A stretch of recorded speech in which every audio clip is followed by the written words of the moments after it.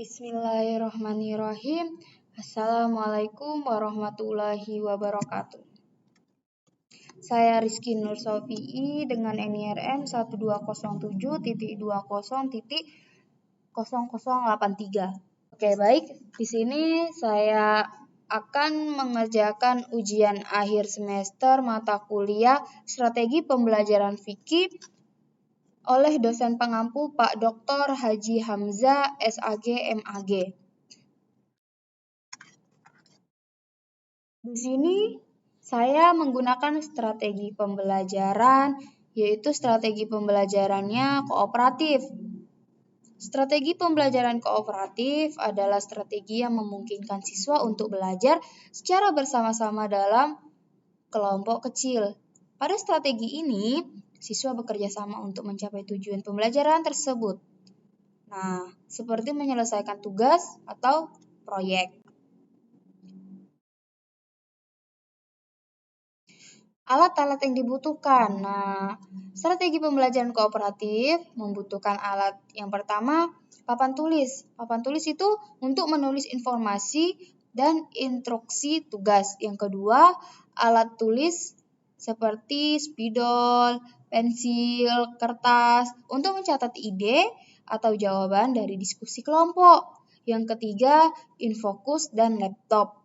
Yang keempat, kita juga menggunakan meja dan kursi. Alat-alat tersebut itu biasa digunakan untuk saat kita sedang offline. Nah, ketika sedang offline itu bisa menggunakan strategi kooperatif.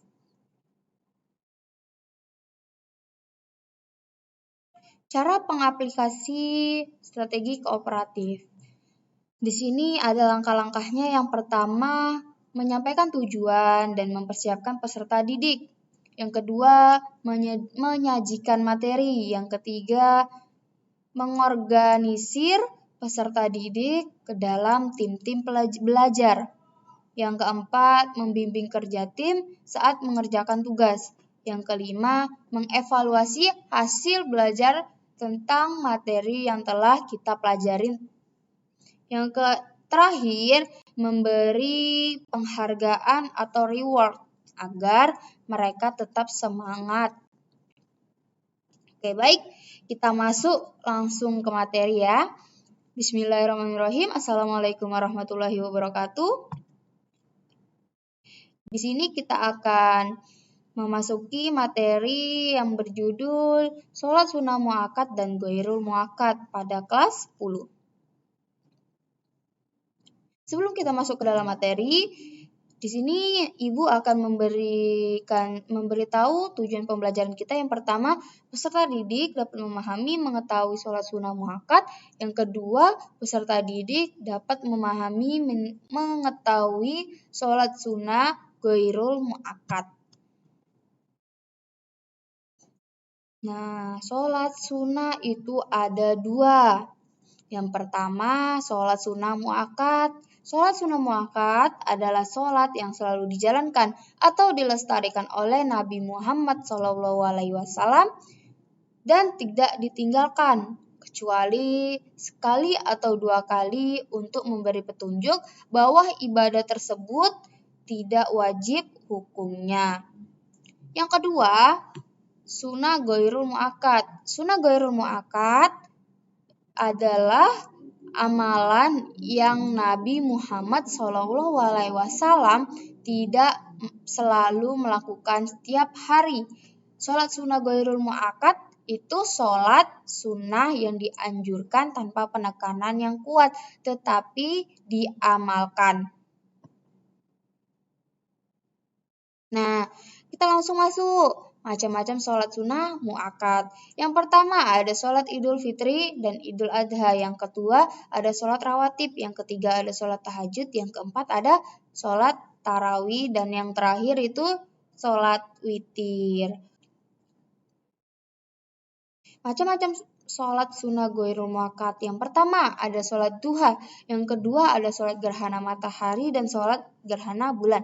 Yang ketiga sholat istikharah. Yang keempat sholat istiqo. Masih banyak lagi. Hikmah sholat sunnah yang pertama, penyempurnaan menutupi kekurangan sholat wajib. Yang kedua, mengangkat derajat dan menghapus kesalahan-kesalahan. Yang ketiga, sebab terbesar masuk surga bersama Rasulullah. Yang keempat, menanamkan kecintaan hamba kepada Robnya. Segitu saja materi yang saya bawakan. Oke, sebelum saya tutup, di sini saya akan memberikan sedikit informasi tentang bagi yang ingin berkuliah. Nah, untuk kakak-kakak, untuk anak-anak, untuk adik-adik yang sudah lulus dari SMP, dari SMK, bagi yang ingin berkuliah tapi bingung mau kuliah di mana, boleh dan silahkan untuk kuliah di STAI Ibnu Sina Batam. Karena STAI Ibnu Sina Batam bisa untuk berkuliah. Nah, oke.